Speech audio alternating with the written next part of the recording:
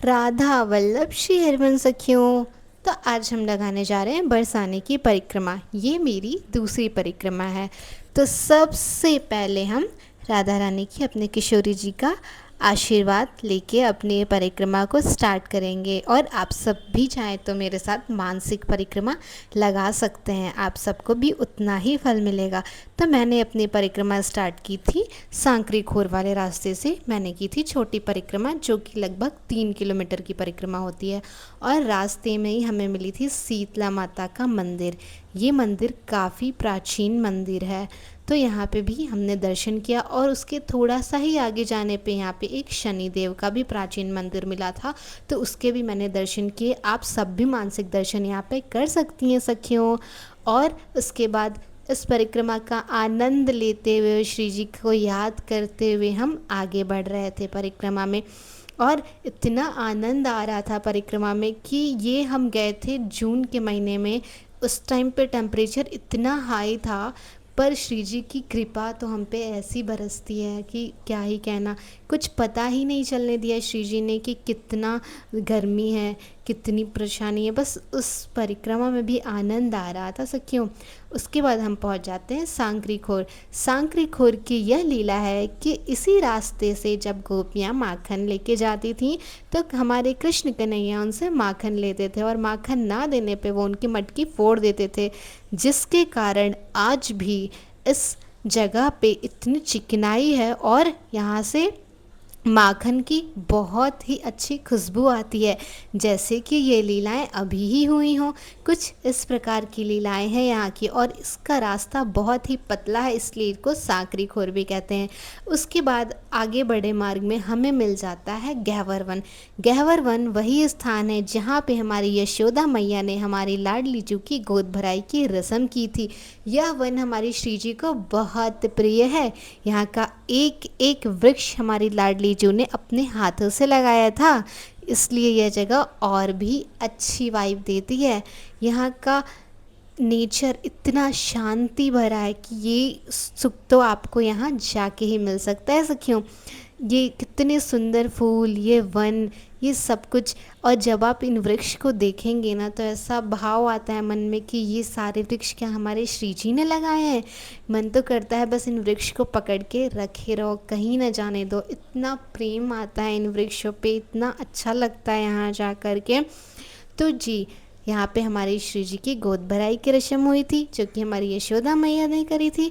उसके बाद हम अपनी परिक्रमा मार्ग में आगे बढ़ जाते हैं। यहाँ पे थोड़ा सा हमने माला किया था। आप सब भी यहाँ पे मानसिक रूप से परिक्रमा लगा सकते हैं, बैठ के माला जाप कर सकते हैं।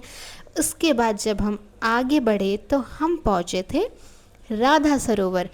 राधा सरोवर वही स्थान है जहाँ पे हमारी श्री जी और ठाकुर जी की लीलाएं कुछ इस प्रकार हुई थी कि जब क्रीड़ा करते करते हमारी श्री जी को प्यास लग गई थी तो हमारे ठाकुर जी ने यहाँ पर एक सरोवर बना दिया था, जिसपे हमारी श्री जी ने अपनी प्यास को बुझाया था। और यहाँ पे स्नान करके ही वो दोनों नीचे एक मंदिर में श्रृंगार करने चले गए थे, जहाँ पे यह जगह भी बहुत अच्छी लगती, जिसको हम बोलते हैं राधा सरोवर। यहाँ का जल इतना सुंदर लगता है, यहाँ पे इतना मतलब इतना पीसफुल वाइब है ना कि शब्दों में बयां कर पाना उस चीज़ को ना तो नामुमकिन है। ये तो आपको वहाँ जाके ही ये भाव के पता चल सकता है, पर फिर भी हम सब मानसिक परिक्रमा लगा सकते हैं। तो सबसे पहले मैंने आचमानी करी। उसके बाद कहते हैं कि यहाँ पे आचमानी करने से आपके जन्म जन्मों के पाप नष्ट हो जाते हैं और पुण्य की प्राप्ति भी होती है। और यहाँ पे एक छोटी सी हमारी गौ माता थी जो बहुत ही नटखट लीलाएं कर रही थी, जिनको देखा हमने बहुत ही आनंद लिया। उसके बाद कुछ समय बैठकर यहाँ पे हमने श्री जी को और ठाकुर जी को याद किया, जाप किया। और इतने सुंदर माहौल में, वातावरण में श्री जी को याद करने का तो आनंद ही कुछ और है सखियों। उसके बाद हम आगे की तरफ बढ़ गए, क्योंकि हमको अभी अपनी परिक्रमा भी तो कंप्लीट करनी थी और इतनी गर्मी भी तो थी, इसलिए हम आराम आराम से बैठ बैठ के अपनी इस परिक्रमा को लगा रहे थे। तो आइए जानते हैं हम श्री जी की कुछ लीलाओं को। देखिए, यहीं पे हमारे श्री जी और ठाकुर जी ने स्नान करने के बाद श्रृंगार किया था, जिसके बारे में खुद यह बता रहे हैं। मेरा मन ऐसा है कि मैं आपका श्रृंगार करूं और आप मेरा श्रृंगार करो। तो कन्हैया जी बोले कि ठीक है किशोरी जी, जैसे आपकी आज्ञा, जैसे आपकी इच्छा। तो इसी सिंहासन पे ही उसी समय का सिंहासन है, राधा रानी के समय का, द्वापर युग। सुन लो पहले ही। तो इसी सिंहासन पे राधा रानी ने कन्हैया का श्रृंगार किया और कन्हैया ने राधा रानी का श्रृंगार किया। जब परस्पर पूरा एक दूसरे ने एक दूसरे का श्रृंगार कर लिया, तो राधा रानी ने कन्हैया को दर्पण दिखाया, कन्हैया ने राधा रानी को दर्पण दिखाया। तो एक दूसरे ने एक दूसरे के मुख कमल का दर्शन किया। तो राधा रानी ने श्रृंगार का वर्णन किया। तो राधा रानी ने पूछा कि तेरो मुखो नीको कि मेरो श्याम प्यारे, आप सुंदर लग रहे हो कि मैं सुंदर लग रही हूँ। तो भगवान बोले, श्यामा जी आपको मुख कमल बहुत सुंदर लग रहा है, आप बहुत सुंदर लग रही हो। तो राधा रानी जिद कर गई कि मैं बहुत सुंदर लग रही हूँ। तो कितनी सुंदर लग रही हूँ ये बताओ, कोई उपमा दे के बताओ कि मैं कैसी लग रही हूँ। क्या मेरा मुख कमल गुलाब के फूल के जैसे लग रहा है कि कमल के फूल के जैसे खिल रहा है?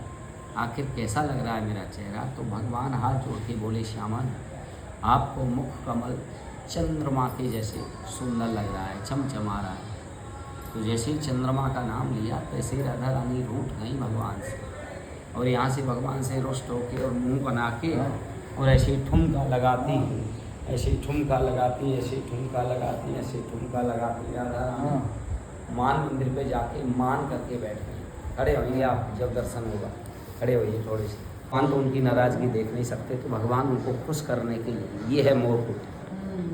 अब आपने श्री जी के और ठाकुर जी की लीलाओं के बारे में तो सुन ही लिया होगा। फिर आगे बढ़ते हैं हम, आगे बढ़ते हैं परिक्रमा मार्ग पे, और फिर हमें पड़ता है मान मंदिर, या वही मंदिर है जहाँ पे हमारी लाडली जो रूठ के चली गई थी। इसमें कुछ सीढ़ियाँ हैं जो ऊपर जाना पड़ता है, तो आप सब जब भी परिक्रमा लगाए तो मान मंदिर भी ज़रूर जाना। और फिर हम अपनी इस परिक्रमा को आगे बढ़ाते हुए चले जाते हैं, पहुँचते हैं महाप्रभु जी की बैठक पे। और इतना आनंद भरा ये परिक्रमा था। आप सब अगर नहीं जा पा रहे हैं वहाँ, तो आप सब भी मानसिक रूप से परिक्रमा ज़रूर लगाएं सखियों। और बीच बीच में हम बैठ जा रहे थे, क्योंकि धूप इतनी थी और थोड़ी थकान भी लग रही थी। उसके बाद परिक्रमा हमारी यहाँ पे विश्राम लेती है। आखिरकार हम श्री जी की अटारी तक पहुँच ही जाते हैं, और फिर लगता है कि हाँ, सब कुछ बहुत अच्छे से हो गया। श्री जी की कृपा बरस रही है हम पे, आप सब पे बरस रही है, तभी तो हम ये परिक्रमा लगा पा रहे हैं। वरना हमारे बुद्धि में इतनी क्षमता नहीं कि हम ये सोच भी पाएँ कि हमें परिक्रमा लगानी है, हमें श्री जी का नाम जाप करना है।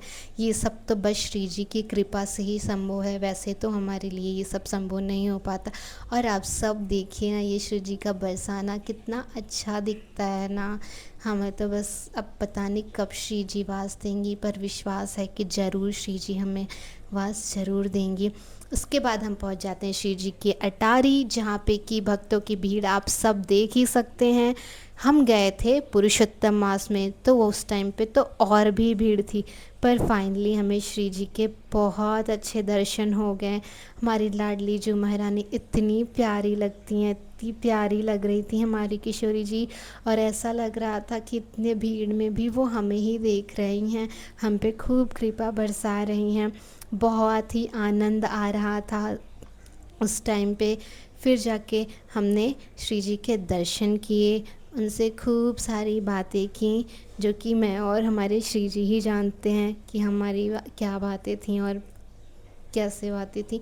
और उसके बाद फाइनली हम श्री जी के दर्शन करके चले जाते हैं और हम पहुंच जाते हैं प्रियाकुंड। और प्रियाकुंड में ये सखी डेली यहाँ पे ऐसे भाव भरे भजन गाती रहती हैं, बहुत अच्छा भजन गाती हैं ये। आप जब भी प्रियाकुंड जाएं तो इनके भजन ज़रूर सुनिएगा आप सब।